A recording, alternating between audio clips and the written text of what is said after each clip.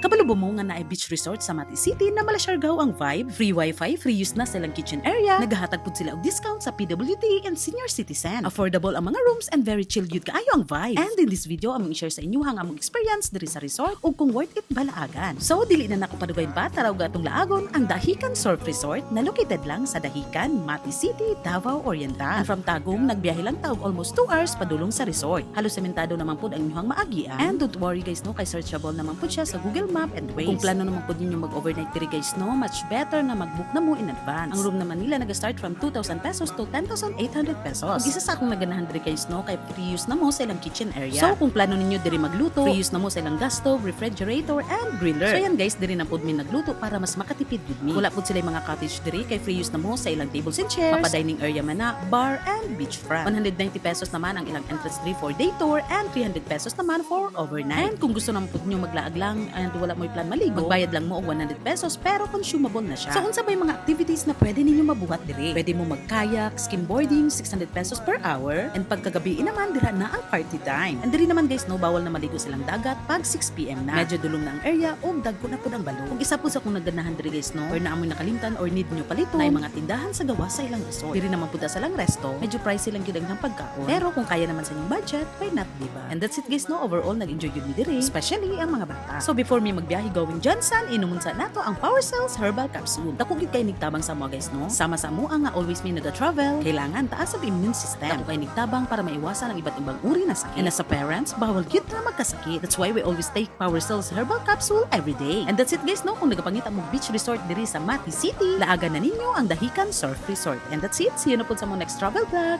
Bye!